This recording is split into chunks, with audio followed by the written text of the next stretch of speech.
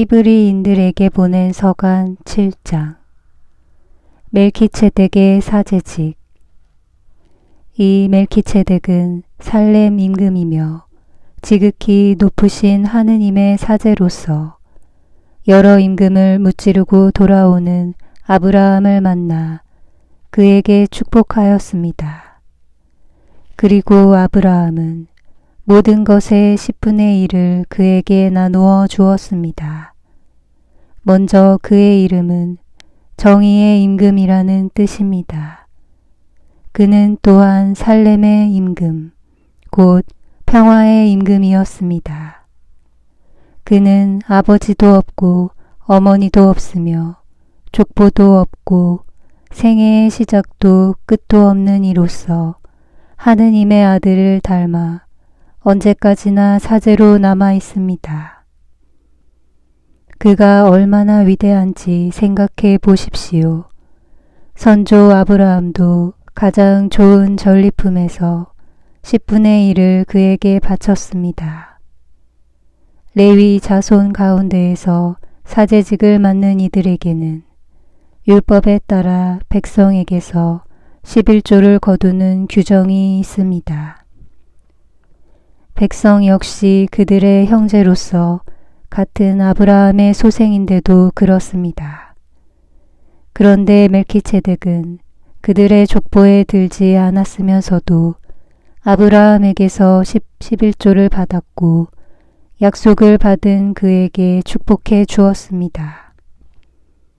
따질 것도 없이 축복은 아랫사람이 윗사람에게서 받는 법입니다. 그리고 한쪽에서는 언젠가 죽을 인간들이 11조를 받고 다른 쪽에서는 아직도 살아있다고 성경에서 증언하는 이가 그것을 받았습니다. 이를테면 11조를 받는 레위도 아브라함을 통하여 11조를 바친 셈입니다. 멜키ጼ덱이 아브라함을 만났을 때 레위가 자기 조상의 몸속에 있었기 때문입니다. 멜키ጼ덱과 같은 대사제. 백성은 레위의 사제직을 바탕으로 율법을 받았는데 만일 그 사제직으로 완전성에 이룰 수 있었다면 아론과 같은 사제를 임명하지 않고 멜키ጼ덱과 같은 다른 사제를 세울 필요가 어디 있었겠습니까? 사제직이 변하면 율법에도 반드시 변화가 생기기 마련입니다. 여기에서 말하는 분은 다른 지파에 속하신 분으로서 그 지파에서는 아무도 제단에서 직무를 수행한 적이 없습니다. 우리의 주님께서 유다 지파에서 나오신 것은 명확합니다. 그런데 모세는 사제들에 관하여 말할 때 이 지파를 언급한 적이 없습니다. 멜키ጼ덱과 닮은 다른 사제께서 나오시면 더욱 분명해집니다. 그분께서는 육적인 혈통과 관련된 율법 규정이 아니라 불멸하는 생명의 힘에 따라 사제가 되셨습니다. 너는 멜키ጼ덱과 같이 영원한 사제다 하고 성경에서 증언하기 때문입니다. 예전의 규정은 무력하고 무익하기 때문에 폐지되었습니다. 사실 율법은 아무것도 완전하게 하지 못하였습니다. 그러나 더 나은 희망이 주어져 우리는 그것을 통하여 하느님께 다가갑니다. 이 일은 하느님의 맹세 없이 이루어진 것이 아닙니다. 다른 이들은 하느님의 맹세 없이 사제가 되었습니다. 그러나 그분께서는 주님께서 맹세하시고 뉘우치지 않으시리이다. 너는 영원한 사제다 라고 하였듯이 그분께 말씀하신 분의 맹세로 사제가 되셨습니다. 그러한 만큼 예수님께서는 더 나은 계약을 보증해 주시는 분이 되셨습니다. 또한 다른 사제들은 죽음 때문에 직무를 계속할 수가 없어 그 수가 많았습니다. 그러나 그분께서는 영원히 사시기 때문에 영구한 사제직을 지니십니다. 따라서 그분께서는 당신을 통하여 하느님께 나아가는 사람들을 언제나 구원하실 수 있습니다. 그분께서는 늘 살아계시어 그들을 위하여 빌어주십니다. 사실 우리는 이와 같은 대사제가 필요하였습니다. 거룩하시고 순수하시고 순결하시고 죄인들과 떨어져 계시며 하늘보다 더 높으신 분이 되신 대사제이십니다. 그분께서는 다른 대사제들처럼 날마다 먼저 자기 죄 때문에 제물을 바치고 그 다음으로 백성의 죄 때문에 제물을 바칠 필요가 없으십니다. 당신 자신을 바치실 때 이 일을 단 한 번에 다 이루신 것입니다. 율법은 약점을 지닌 사람들을 대사제로 세우지만 율법 다음에 이루어진 맹세의 그 말씀은 영원히 완전하게 되신 아드님을 대사제로 세웁니다. 히브리인들에게 보낸 서간 8장. 새 계약의 대사제. 지금 하는 말의 요점은 우리에게 이와 같은 대사제가 계시다는 것입니다. 곧 하늘에 계신 존엄하신 분의 어좌 오른쪽에 앉으시어 사람이 아니라 주님께서 세우신 성소와 참 성막에서 직무를 수행하시는 분이십니다. 모든 대사제는 예물과 제물을 바치도록 임명된 사람입니다. 그러므로 대사제도 무엇인가 바칠 것이 있어야 합니다. 만일 그분께서 세상에 계시면 사제가 되지 못하십니다. 율법에 따라 예물을 바치는 사제들이 있기 때문입니다. 모세가 성막을 세우려고 할 때 지시를 받은 대로 그들은 하늘에 있는 성소의 모상이며 그림자에 지나지 않는 성소에서 봉직합니다. 하느님께서 자, 내가 이 산에서 너에게 보여준 모형에 따라 모든 것을 만들어라 하고 말씀하신 것입니다. 그런데 이제 그리스도께서는 더 훌륭한 직무를 맡으셨습니다. 더 나은 약속을 바탕으로 세워진 더 나은 계약의 중개자이시기 때문입니다. 저 첫째 계약에 결함이 없었다면 다른 계약을 찾을 까닭이 없었을 것입니다. 그런데 하느님께서는 그들의 결함을 꾸짖으시며 이렇게 말씀하십니다. 보라, 그날이 온다. 주님께서 말씀하신다. 그때에 나는 이스라엘 집안과 유다 집안과 새 계약을 맺으리라. 그것은 내가 그 조상들의 손을 잡고 이집트 땅에서 이끌고 나올 때 그들과 맺었던 계약과는 다르다. 그들이 내 계약을 지키지 않아 나도 그들을 돌보지 않았다. 주님께서 말씀하신다. 그 시대가 지난 뒤에 내가 이스라엘 지방과 맺어줄 계약은 이러하다. 주님께서 말씀하신다. 나는 그들의 생각 속에 내 법을 넣어주고 그들의 마음에 그 법을 새겨주리라. 그리하여 나는 그들의 하느님이 되고 그들은 나의 백성이 되리라. 그때에는 아무도 자기 이웃에게 아무도 제 형제에게 주님을 알아라 하고 가르치지 않으리라. 그들이 낮은 사람부터 높은 사람까지 모두 나를 알게 될 것이기 때문이다. 나는 그들의 불의를 너그럽게 보아주고 그들의 죄를 더 이상 기억하지 않으리라. 하느님께서는 새 계약이라는 말씀을 하심으로써 첫째 계약을 낡은 것으로 만드셨습니다. 낡고 오래된 것은 곧 사라집니다. 히브리인들에게 보낸 서간 9장. 옛 계약의 제사. 첫째 계약에도 예배 법규가 있었고 지상 성소가 있었습니다. 사실 첫째 성막이 세워져 그 안에 등잔대와 상과 제사방이 놓여 있었는데 그곳을 성소라고 합니다. 둘째 휘장 뒤에는 지성소라고 하는 성막이 있었습니다.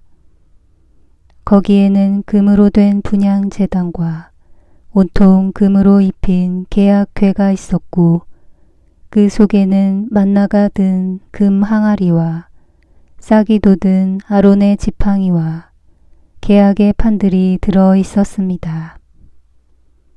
그리고 궤 위에는 영광의 커룹들이 속죄판을 덮고 있었습니다.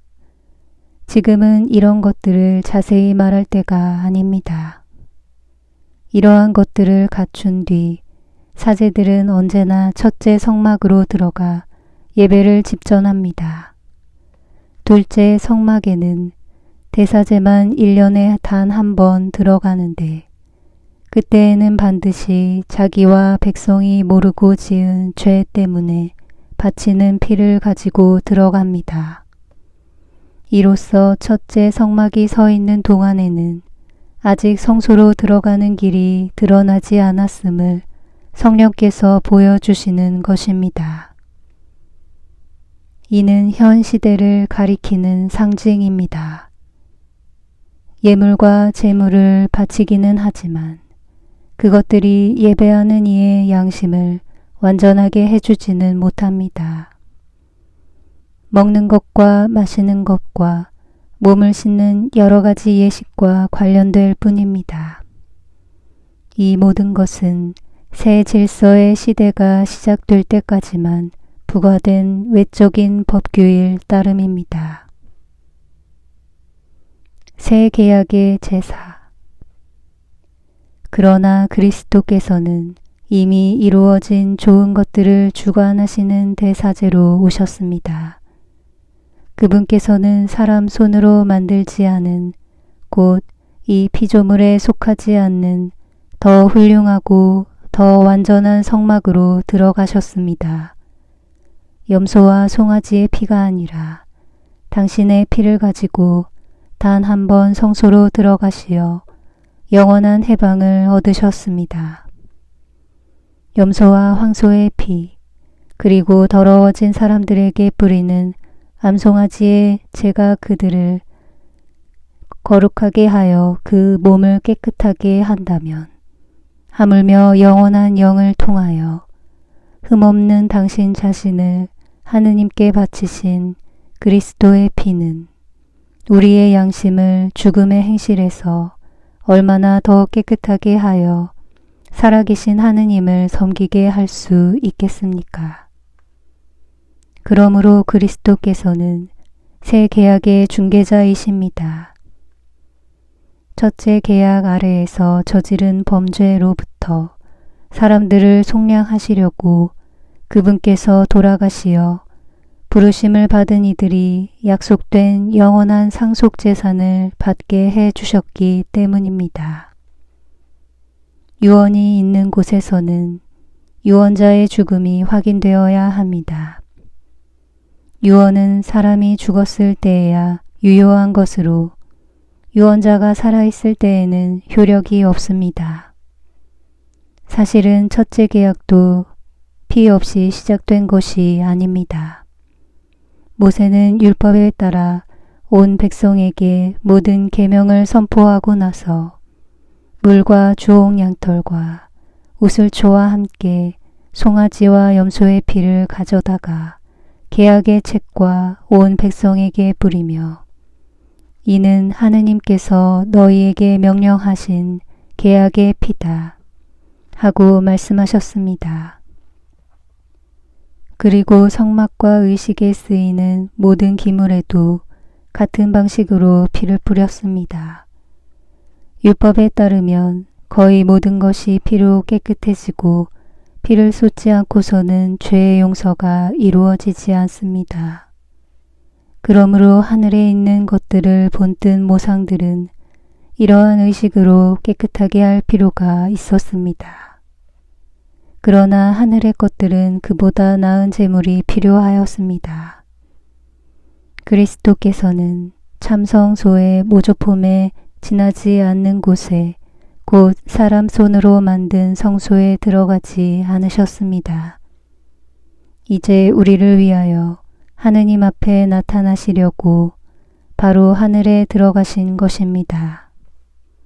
대사제가 해마다 다른 생물의 피를 가지고 성소에 들어가듯이 당신 자신을 여러 번 바치시려고 들어가신 것이 아닙니다. 만일 그렇다면 세상 창조 때부터 여러 번 고난을 받으셔야 했을 것입니다. 그러나 이제 그분께서는 마지막 시대에 당신 자신을 제물로 바쳐 죄를 없애시려고 단 한 번 나타나셨습니다. 사람은 단 한 번 죽게 마련이고 그 뒤에 심판이 이어지듯이 그리스도께서도 많은 사람의 죄를 짊어지시려고 단 한 번 당신 자신을 바치셨습니다. 그리고 당신을 고대하는 이들을 구원하시려고 죄와는 상관없이 두 번째로 나타나실 것입니다. 히브리인들에게 보낸 서간 10장. 유일한 희생제사의 효과. 율법은 장차 일어날 좋은 것들의 그림자만 지니고 있을 뿐 바로 그 실체의 모습은 지니고 있지 않으므로 해마다 계속해서 바치는 같은 제물로는 하느님께 나아가는 이들을 완전하게 할 수 없습니다. 만일 완전하게 할 수 있다면 예배하는 이들이 한번 깨끗해진 다음에는 더 이상 죄의식을 가지지 않아 제물을 바치는 일도 중단되지 않겠습니까? 그러한 제물로는 해마다 죄를 기억하게 될 뿐입니다. 황소와 염소의 피가 죄를 없애지 못하기 때문입니다. 그러한 까닭에 그리스도께서는 세상에 오실 때 이렇게 말씀하셨습니다. 당신께서는 제물과 예물을 원하지 않으시고 오히려 저에게 몸을 마련해 주셨습니다. 번제물과 속죄제물을 당신께서는 기꺼워하지 않으셨습니다. 그리하여 제가 아뢰었습니다. 보십시오, 하느님. 두루마리에 저에 관하여 기록된 대로 저는 당신의 뜻을 이루러 왔습니다. 그리스도께서는 먼저 제물과 예물을 또 번제물과 속죄제물을 당신께서는 원하지도 기꺼워하지도 않으셨습니다. 하고 말씀하시는데 이것들은 율법에 따라 바치는 것입니다. 그 다음에는 보십시오. 저는 당신의 뜻을 이루러 왔습니다. 하고 말씀하십니다. 두 번째 것을 세우시려고 그리스도께서는 첫 번째 것을 치우신 것입니다. 이 뜻에 따라 예수 그리스도의 몸이 단 한 번 바쳐짐으로써 우리가 거룩하게 되었습니다. 모든 사제는 날마다 서서 같은 제물을 거듭 바치며 직무를 수행하지만 그러한 것들은 결코 죄를 없애지 못합니다. 그러나 그리스도께서는 죄를 없애시려고 한 번 제물을 바치시고 나서 영구히 하느님의 오른편에 앉으셨습니다. 이제 그분께서는 당신의 원수들이 당신의 발판이 될 때까지 기다리고 계십니다. 한 번의 예물로 거룩해지는 이들을 영구히 완전하게 해주신 것입니다. 성령께서도 우리에게 증언해 주시니 먼저 이렇게 말씀하셨습니다. 그 시대가 지난 뒤에 내가 그들과 맺어줄 계약은 이러하다. 주님께서 말씀하신다. 나는 그들의 마음에 내 법을 넣어주고 그들의 생각에 그 법을 새겨주리라. 그리고 이렇게 덧붙이셨습니다. 나는 그들의 죄와 그들의 불의를 더 이상 기억하지 않으리라. 이러한 것들이 용서된 곳에는 더 이상 죄 때문에 바치는 예물이 필요 없습니다. 충실한 신앙 생활. 그러므로 형제 여러분, 우리는 예수님의 피 덕분에 성소에 들어간다는 확신을 가지고 있습니다. 그분께서는 그 휘장을 관통하는 새롭고도 살아있는 길을 우리에게 열어주셨습니다. 곧 당신의 몸을 통하여 그리해 주셨습니다. 우리에게는 하느님의 집을 다스리시는 위대한 사제가 계십니다. 그러니 진실한 마음과 확고한 믿음을 가지고 하느님께 나아갑시다. 우리의 마음은 그리스도의 피가 뿌려져 악에 물든 양심을 벗고 깨끗해졌으며 우리의 몸은 맑은 물로 말끔히 씻겼습니다. 우리가 고백하는 희망을 굳게 간직합시다. 약속해 주신 분은 성실하신 분이십니다. 서로 자극을 주어 사랑과 선행을 하도록 주의를 기울입시다.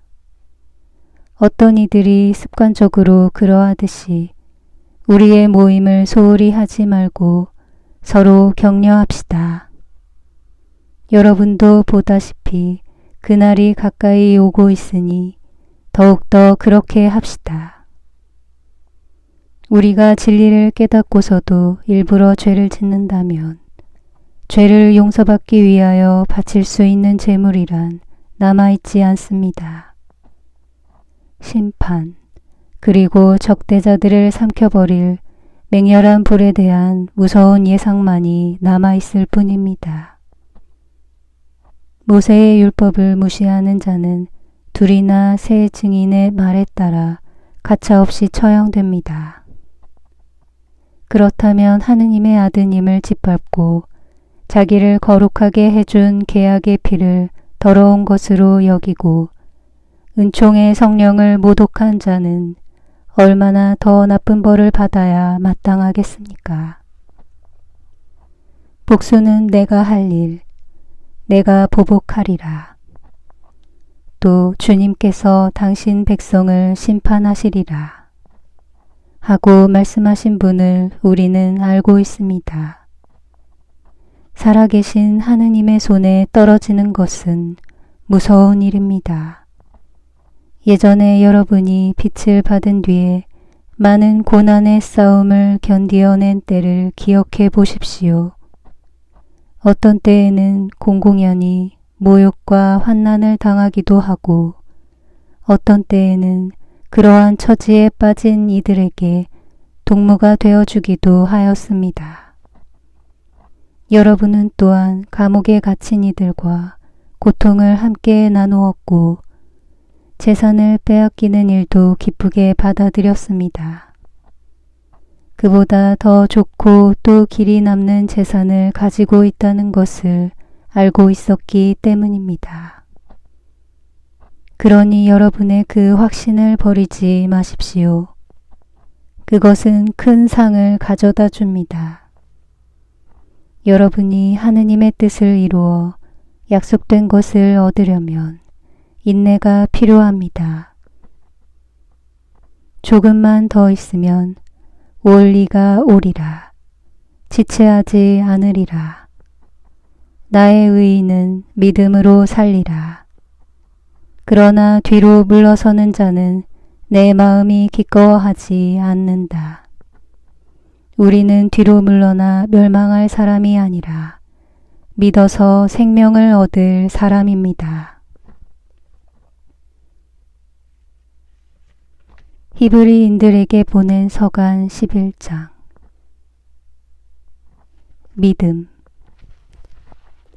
믿음은 우리가 바라는 것들의 보증이며 보이지 않는 실체들의 확증입니다. 사실 옛 사람들은 믿음으로 인정을 받았습니다. 믿음으로써 우리는 세상이 하느님의 말씀으로 마련되었음을, 따라서 보이는 것이 보이지 않는 것에서 나왔음을 깨닫습니다. 믿음으로써 아벨은 카인보다 나은 제물을 하느님께 바쳤습니다.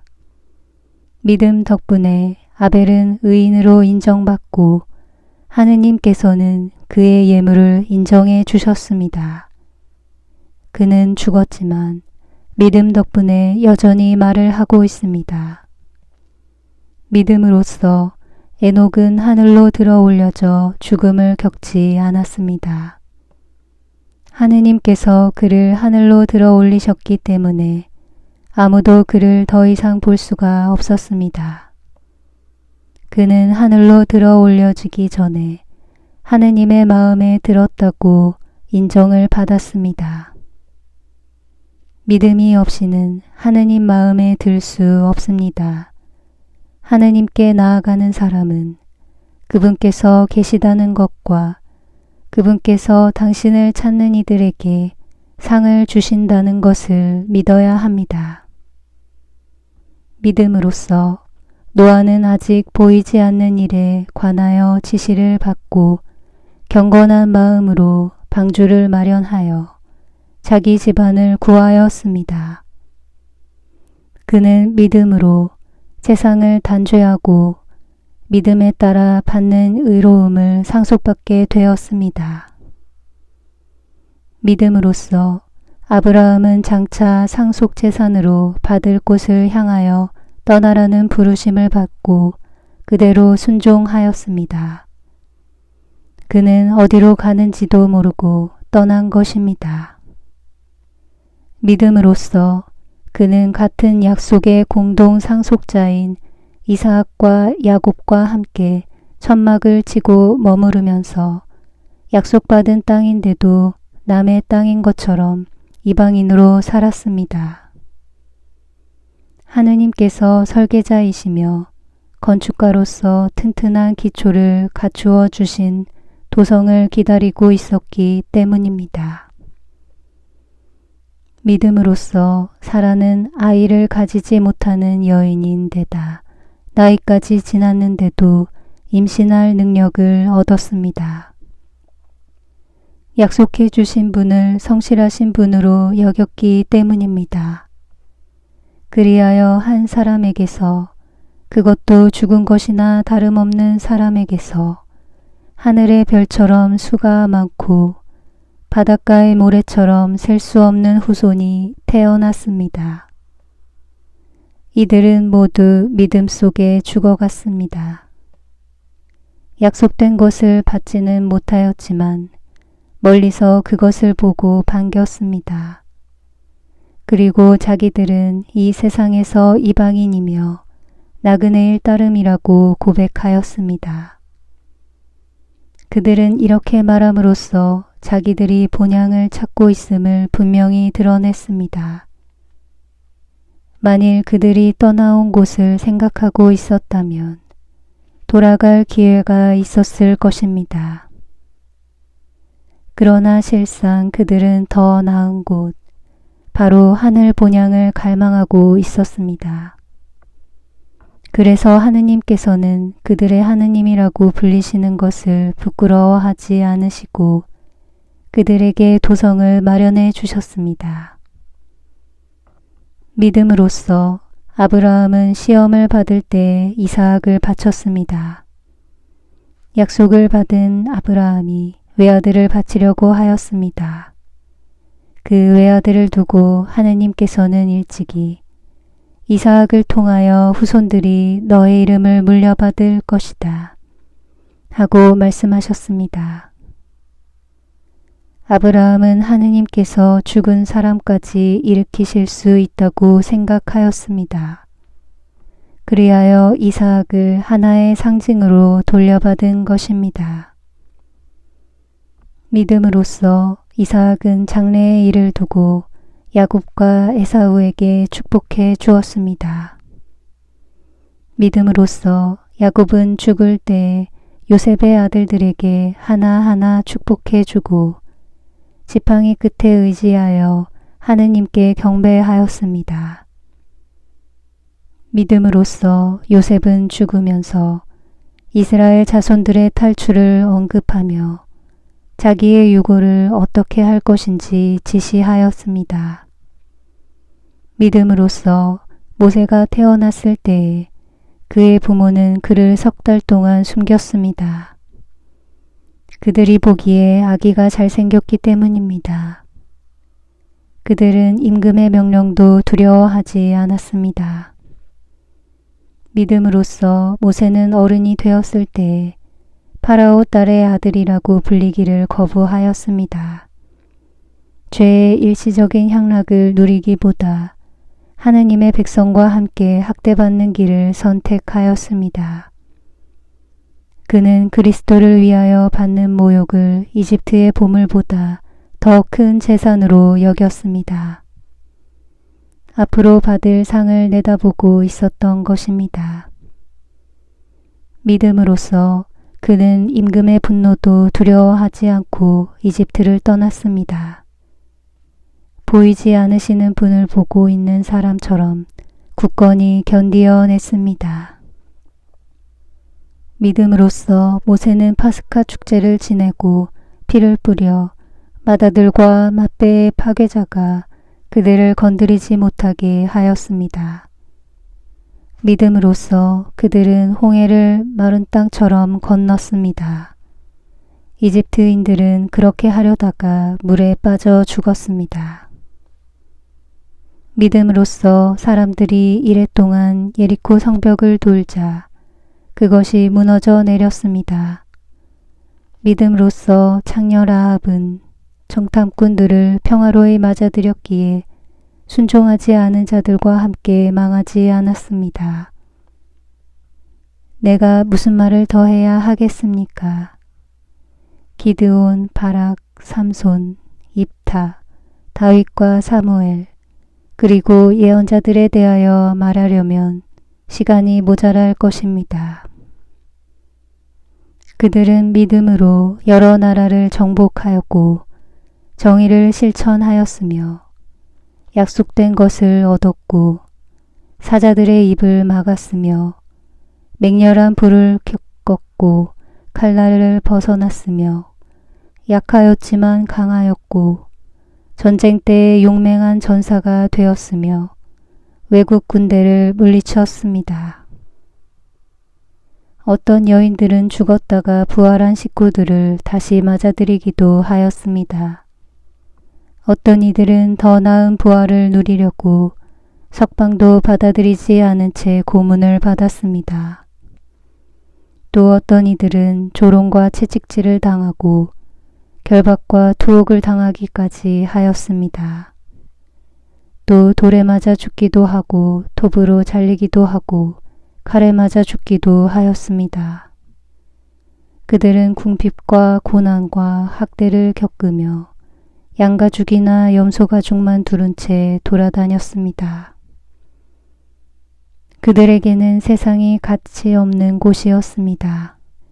그래서 광야와 산과 동굴과 땅굴을 헤매고 다녔습니다. 이들은 모두 믿음으로 인정을 받기는 하였지만 약속된 것을 얻지는 못하였습니다. 하느님께서 우리를 위하여 더 좋은 것을 내다보셨기 때문에 우리 없이 그들만 완전하게 될 수가 없었던 것입니다. 히브리인들에게 보낸 서간 12장. 시련과 인내. 그러므로 이렇게 많은 증인들이 우리를 구름처럼 에워싸고 있으니 우리도 온갖 짐과 그토록 쉽게 달라붙는 죄를 벗어버리고 우리가 달려야 할 길을 꾸준히 달려갑시다. 그러면서 우리 믿음의 영도자이시며 완성자이신 예수님을 바라봅시다. 그분께서는 당신 앞에 놓인 기쁨을 내다보시면서 부끄러움도 아랑곳하지 않으시고 십자가를 견디어내시어 하느님의 어좌 오른쪽에 앉으셨습니다. 죄인들의 그러한 적대 행위를 견디어내신 분을 생각해 보십시오. 그러면 낙심하여 지쳐버리는 일이 없을 것입니다. 여러분은 죄에 맞서 싸우면서 아직 피를 흘리며 죽는 데까지 이르지는 않았습니다. 여러분은 하느님께서 여러분을 자녀로 대하시면서 내리시는 권고를 잊어버렸습니다. 내 아들아, 주님의 훈육을 하찮게 여기지 말고 그분께 책망을 받아도 낙심하지 마라. 주님께서는 사랑하시는 이를 훈육하시고 아들로 인정하시는 모든 이를 채찍질 하신다. 여러분의 시련을 훈육으로 여겨 견디어내십시오. 하느님께서는 여러분을 자녀로 대하십니다. 아버지에게서 훈육을 받지 않는 아들이 어디 있습니까? 모든 자녀가 다 받는 훈육을 받지 않는다면 여러분은 사생아지 자녀가 아닙니다. 게다가 우리에게는 우리를 훈육하시는 육신의 아버지가 계셨고 우리는 그러한 아버지를 공경하였습니다. 그렇다면 영적 아버지께서는 더욱 순종하여 그 결과로 생명을 얻어야 하지 않겠습니까? 육신의 아버지들은 자기들의 생각대로 우리를 잠깐 훈육하였지만 그분께서는 우리에게 유익하도록 훈육하시어 우리가 당신의 거룩함에 동참할 수 있게 해 주십니다. 모든 훈육이 당장은 기쁨이 아니라 슬픔으로 여겨집니다. 그러나 나중에는 그것으로 훈련된 이들에게 평화와 의로움의 열매를 가져다 줍니다. 그러므로 맥 풀린 손과 힘 빠진 무릎을 바로 세워 바른 길을 달려갑시다. 그리하여 절름거리는 다리가 접질리지 않고 오히려 낫게 하십시오. 하느님의 은총과 부르심에 합당한 생활. 모든 사람과 평화롭게 지내고 거룩하게 살도록 힘쓰십시오. 거룩해지지 않고는 아무도 주님을 뵙지 못할 것입니다. 여러분은 아무도 하느님의 은총을 놓쳐버리는 일이 없도록 조심하십시오. 또 쓴 열매를 맺는 뿌리가 하나라도 솟아나 혼란을 일으켜 그것 때문에 많은 사람이 더럽혀지는 일이 없도록 조심하십시오. 그리고 아무도 음식 한 그릇에 맏아들의 권리를 팔아넘긴 에사우와 같이 불륜을 저지르거나 속된 자가 되지 않도록 하십시오. 여러분도 알다시피 에사우는 나중에 아버지의 축복을 상속받기를 원하였지만 거절당하였습니다. 눈물을 흘리며 축복을 받으려고 애썼지만 회개할 기회를 찾지 못하였기 때문입니다. 여러분이 나아간 곳은 만져볼 수 있고 불이 타오르고 짙은 어둠과 폭풍이 일며 또 나팔이 울리고 말소리가 들리는 곳이 아닙니다. 그 말소리를 들은 이들은 더 이상 자기들에게 말씀이 내리지 않게 해달라고 빌었습니다.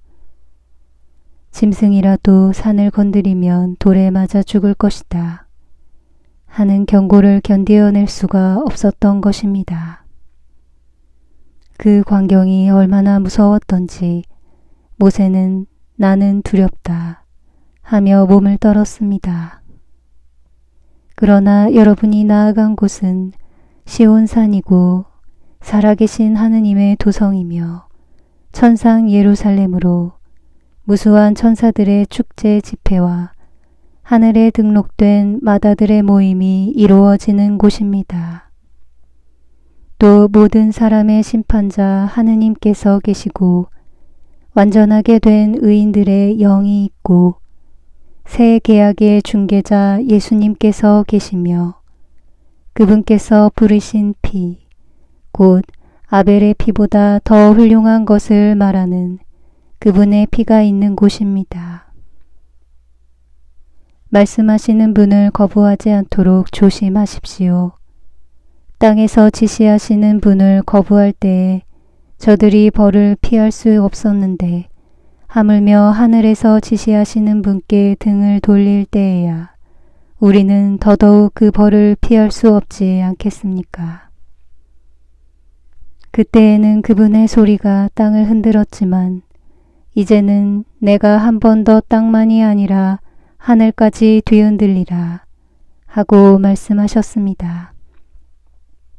한 번 더라는 말은 흔들리는 것들, 곧 피조물들이 지워져 흔들리지 않는 것들만 남는다는 사실을 가리킵니다. 우리는 흔들리지 않는 나라를 받으려 하고 있으니 감사를 드립시다.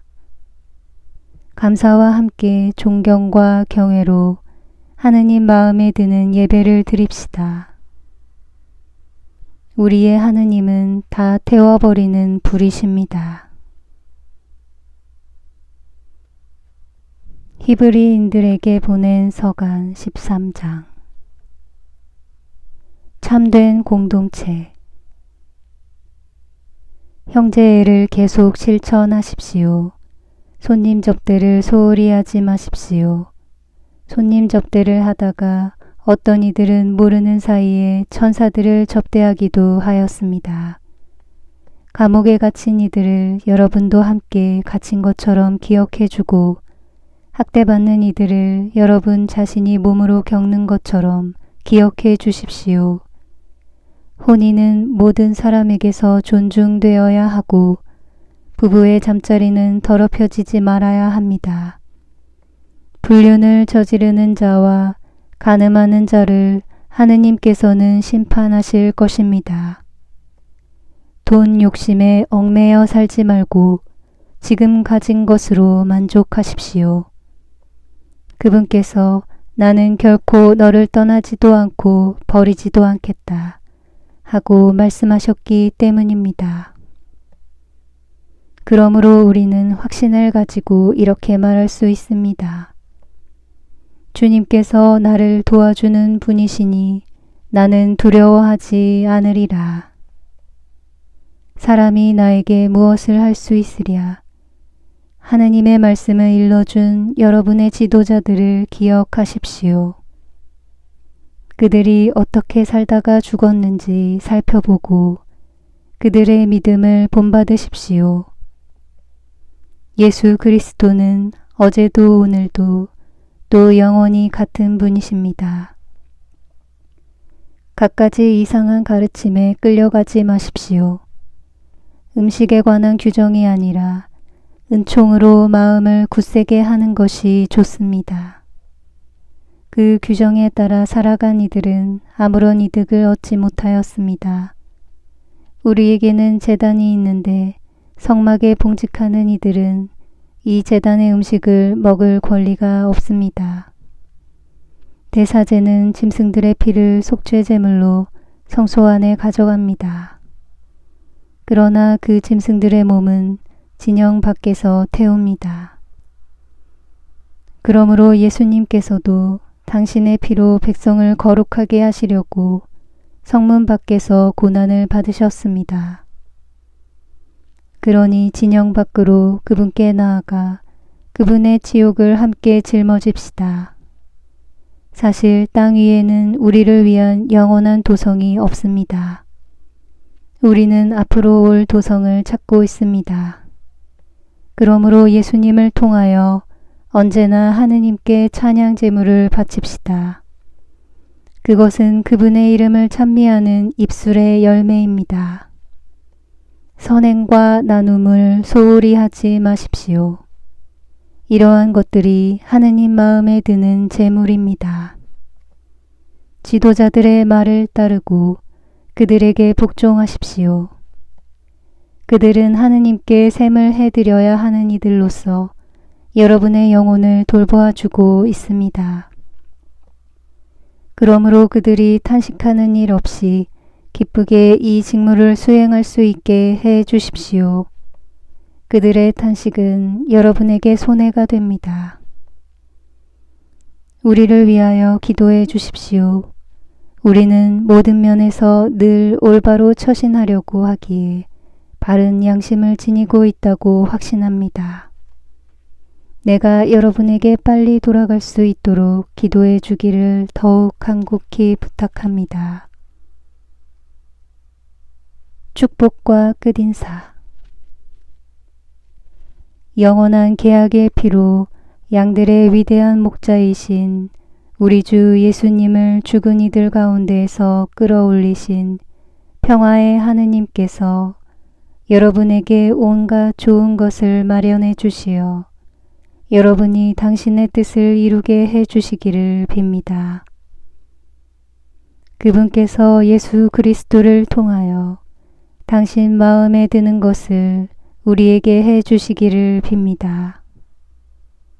예수 그리스도께 영광이 영원 무궁하기를 빕니다. 아멘.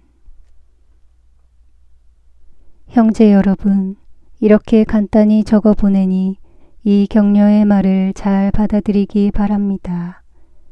우리의 형제 티모테오가 풀려났음을 알려드립니다. 그가 빨리 오면 내가 그와 함께 여러분을 만나보게 될 것입니다. 여러분의 모든 지도자와 모든 성도에게 안부를 전해 주십시오. 이탈리아에서 온 이들이 여러분에게 인사합니다. 은총이 여러분 모두와 함께하기를 빕니다.